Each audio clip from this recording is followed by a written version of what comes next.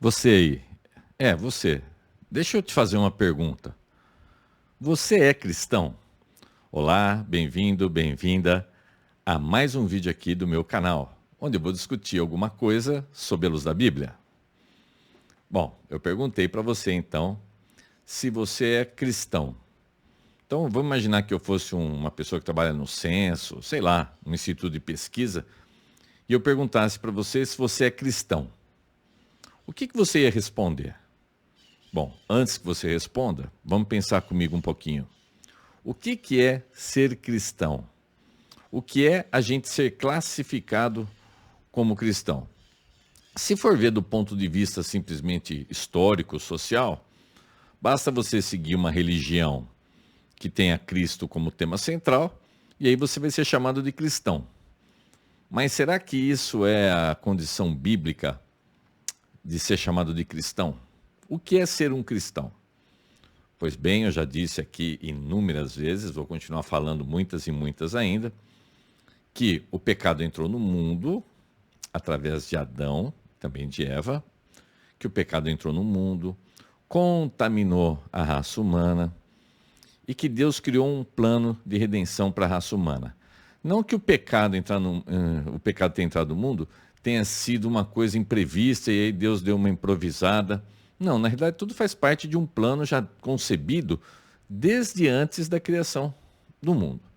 Então, o pecado entrou no mundo e Deus proveu uma salvação para esses pecados. Então, o Velho Testamento vai se desenrolando de uma maneira meio que, não vou falar em trevas, mas de uma maneira meio escondida, meio que por enigmas ali, mas aí as coisas vão apontando para a vinda do Messias, para a vinda do Salvador, que é Cristo. Aí Cristo vem. Cristo é Deus, Deus se faz homem, ele é verdadeiramente homem, ele é verdadeiramente Deus, ele habita aqui entre nós. Lá pelos seus 30 anos, ele prega por 3 anos, ele sai a evangelizar o mundo por 3 anos. Aí ele é então crucificado, morto, e ao terceiro dia ele ressuscita. Ele pagou na cruz pelos seus pecados. Já contei muito essa história aqui, mas o resumo é esse. Ele pagou na cruz pelos seus pelos pecados de todo mundo, pelos pecados de todo mundo que crê que ele fez isso e que se arrepende da vida que levava. Então, para você ser classificado como cristão, não basta simplesmente você estar numa religião que se denomina, ou se autodenomina como cristã. Eu acho que para você ser chamado de cristão, você tem que crer nessa obra salvífica, nessa obra de salvação de Cristo, e você tem que ter aceitado a Cristo como seu Senhor e Salvador. Como que a Bíblia situa Jesus? Bom, a Bíblia são 66 livros e os 66 livros apontam para a vida e obra de Jesus. Eu vou pegar um aspectozinho aqui. Eu vou lá para Apocalipse. Quem escreveu Apocalipse? Quem escreveu Apocalipse foi o apóstolo João. O apóstolo João foi o que viveu mais.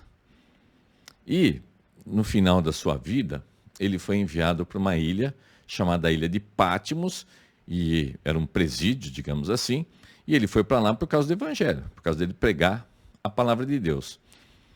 E lá nos cafundó do mundo, cheio de sofrimento, onde tudo parecia ter acabado, simplesmente ele é arrebatado em espírito aos céus, e ele tem uma visão dos acontecimentos futuros e ele conversa com o próprio Jesus ali. Então, rapidamente, sem querer tomar muito o seu tempo, a gente vai lá para o livro de Apocalipse. Apocalipse é o último livro da Bíblia, significa a revelação. Apocalipse é a revelação dos últimos tempos, dos últimos dias.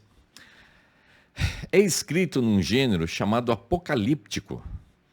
Então, é um livro que, para você ler, você não pode ler literalmente. Ele é cheio de figuras, de metáforas, de exageros ali. Então, a gente tem que saber ler a Apocalipse com muita sabedoria. Mas é um livro muito bacana, é um livro que nos enche de esperança. As pessoas morrem de medo de ler Apocalipse, mas Apocalipse é um livro para animar os cristãos, para encher a gente de esperança. Então, sem muitas delongas, a gente vai ali para Apocalipse 1. Então, vou colocar na tela aqui para a gente. Cadê eu? Espera aí. Pronto, apareci aqui. Então, eu vou ler para você um pedacinho do primeiro capítulo de Apocalipse, no versículo 13. Então, entenda, João sobe para o céu. Aí ele escuta uma voz vindo por trás dele. Então, olha só. No meio deles estava um ser parecido com um homem, vestindo uma roupa que chegava até os pés e com uma faixa de ouro em volta do peito. Os seus cabelos eram brancos como a lã ou como a neve, e os seus olhos eram brilhantes como fogo. Os seus pés brilhavam como bronze refinado na fornalha e depois polido, e a sua voz parecia o barulho de uma grande cachoeira. Na mão direita ele segurava 7 estrelas, e da sua boca saía uma espada afiada dos 2 lados. O seu rosto brilhava como o sol do meio-dia. Quando eu o vi, caí a seus pés como morto. Porém, ele pôs a mão direita sobre mim e disse: Não tenha medo. Eu sou o primeiro e o último. Eu sou aquele que vive. Estive morto, mas agora estou vivo para todo sempre. Tenho autoridade sobre a morte e sobre o mundo dos mortos. Bacana, né? Quem que o apóstolo João viu aqui? Ele viu o Senhor Jesus. Agora, você vai imaginar o Senhor Jesus com uma espada saindo do meio da boca? Os seus olhos brilhando como fogo? Então, na realidade, tudo isso é para dar uma dimensão, fazer um dimensionamento para você do poder de Jesus Cristo que ele estava ali. E quando você é um verdadeiro cristão, quando você aceita o Senhor Jesus como seu Senhor e Salvador, é essa pessoa, é esse ser dotado de um poder total, absoluto, que vai passar a chamar você agora de irmão. Você vai ser irmão de Cristo. Você passa agora a ser filho de Deus. Então, as pessoas vivem frustradas, buscando onde se apoiar, buscando coisas poderosas, tomando vitamina para isso, vitamina para aquilo, exercício para isso, exercício para aquilo. E na realidade a gente vai morrer. Eu falo muito sobre isso, mas a gente vai morrer mesmo. E quando você aceita o Senhor Jesus, é esse poder que vai entrar na sua vida. Vou ler de novo o versículo 18 aqui. Eu sou aquele que vive, estive morto, mas agora estou vivo para todo sempre. Tenho autoridade sobre a morte e sobre o mundo dos mortos. Este é o Senhor Jesus. Você nunca leu a Bíblia? Você deveria ler. Eu sempre recomendo aqui uma versão que chama Nova Tradução na Linguagem de Hoje. Não é a melhor maneira de ler a Bíblia, mas para quem nunca leu, para quem não tem contato, para quem acha as palavras difíceis, é muito bom. Depois, se você puder ler nessa versão e numa outra, melhor ainda. Tá? Mas é melhor do que não ler também. Então, se nunca leu, leia. Leia. Se tiver alguma dúvida, me pergunta, me manda um direct aí. Você me vê pessoalmente por aí, pergunta para mim, tem o maior prazer em falar com você. Esse foi o Apocalipse 1. Agora nós vamos para Apocalipse 5. Vamos lá para Apocalipse 5. Deixa eu dar uma olhadinha aqui. Está escrito Apocalipse 2, mas na realidade é Apocalipse 5. Eita, peraí, deixa eu dar uma... Deixa eu ver se eu consigo acertar aqui.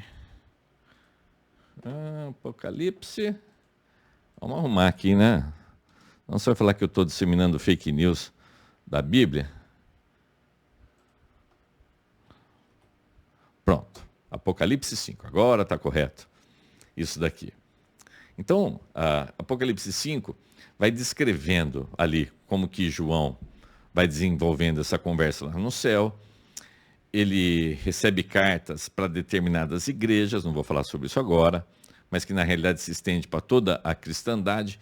E num dado momento, lá no céu, está a maior confusão, está todo mundo chorando, todo mundo desesperado, porque um ser que senta no trono segura um livro com 7 selos, e ninguém pode abrir o livro com os 7 selos.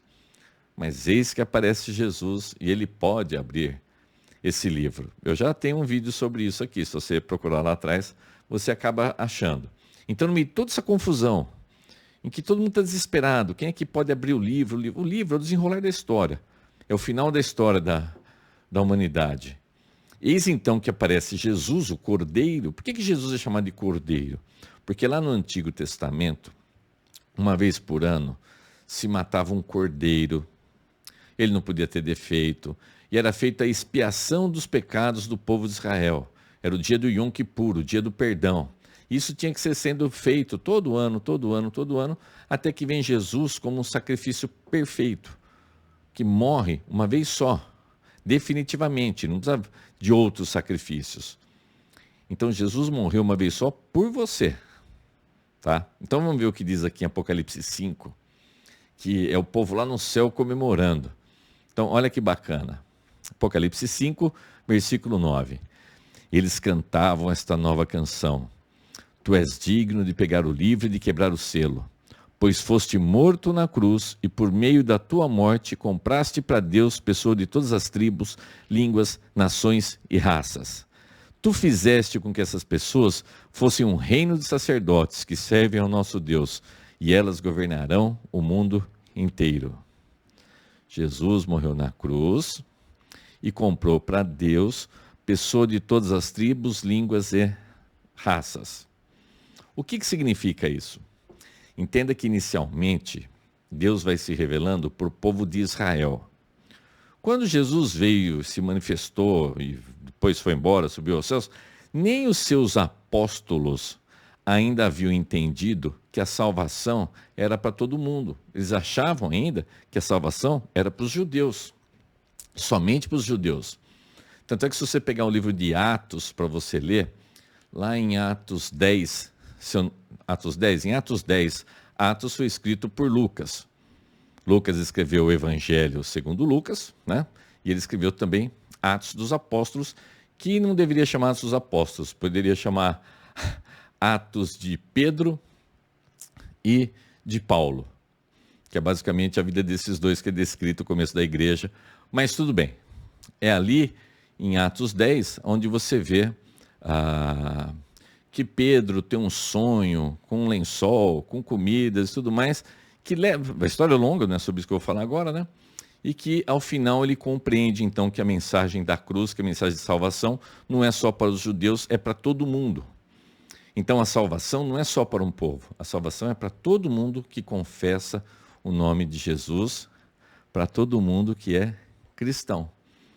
Então se eu perguntar se você é cristão, né? Deixa eu voltar para a tela aqui para você me ver maior. Pronto. Se eu perguntar se você é cristão, e você falar sim, então você deveria estar enquadrado nessa categoria de pessoas salvas, de pessoas que aceitaram o Senhor Jesus. Não basta você ser de uma religião que se diga cristã. Religião não salva ninguém. O que salva é essa sua postura pessoal. É você aceitar essa graça imerecida. Você não merece, mas Deus dá isso para você. Então, se alguém perguntar se você é cristão, põe a mão na consciência para ver. Você de fato é cristão? E para finalizar, eu gosto de ler a Bíblia. A proposta que é essa é sempre mostrar num vídeo de no máximo 15 minutos alguma coisinha sobre a Bíblia. Eu vou lá para o apóstolo Paulo. Então deixa eu trocar de tela aqui de novo. Eu vou lá para o apóstolo Paulo. O apóstolo Paulo, ele plantou uma igreja em Filipos. Depois ele estava preso. Paulo foi preso muitas vezes. Qualquer dia eu posso falar sobre a história de Paulo aqui. É muito grande. E ele escreve então essa carta para os irmãos em Filipos, então são os filipenses. E lá no capítulo 2, ele está falando assim, como que as pessoas devem agir, como que as pessoas devem pensar. Então vamos lá, você se diz cristão. Então Paulo, lá em Filipenses, capítulo 2, versículo 5. Tenham entre vocês o mesmo modo de pensar que Cristo Jesus tinha. Ele tinha a natureza de Deus, mas não tentou ficar igual a Deus. Pelo contrário, ele abriu mão de tudo que era seu e tomou a natureza de servo, tornando-se assim igual aos seres humanos e vivendo a vida comum de um ser humano. Ele foi humilde e obedeceu a Deus até a morte, morte de cruz. Por isso Deus deu a Jesus a mais alta honra e pôs nele um nome que é o mais importante de todos os nomes, para que em homenagem ao nome de Jesus, todas as criaturas no céu, na terra e no mundo dos mortos caiam de joelhos e declarem abertamente que Jesus Cristo é o Senhor, para a glória de Deus, o Pai. Pelo contrário, ele abriu mão de tudo que era seu e tomou a natureza de servo. Como eu sempre digo aqui, Jesus é Deus e Jesus veio e se fez homem. Ele veio e se fez homem aqui. E ele obedeceu a Deus até o final. Para quê? Para poder expiar os seus pecados. Para poder pagar pelos seus pecados, pelos meus pecados. Então Jesus foi obediente até o fim. Porque Jesus era Deus. Ele podia, no meio da crucificação, falar assim: Deus, queime esse povo. Deus, mata todo mundo. Um estalo de dedo e um exército de anjos apareceria ali. Só que e o pessoal ainda, quando ele estava sendo crucificado, ficava falando assim: se você é mesmo filho de Deus, desce dessa cruz. Mas se ele tivesse descido isso, a gente ia estar condenado. Então ele obedeceu até o final, até na morte, e morte de cruz, a gente não consegue dimensionar isso, mas a morte de cruz era a morte mais terrível, era a morte mais vergonhosa. As famílias tinham vergonha quando alguém da família era crucificado. Era uma coisa terrível. E Jesus teve essa morte de cruz, para poder salvar eu e poder salvar você. E a gente poder falar para os outros assim: ó, eu sou cristão. Então, eu te perguntei no começo do vídeo, você é cristão? Tomara que você possa responder que sim. Um grande abraço, a gente se vê no próximo vídeo. Deus abençoe grandemente. Tchau, tchau.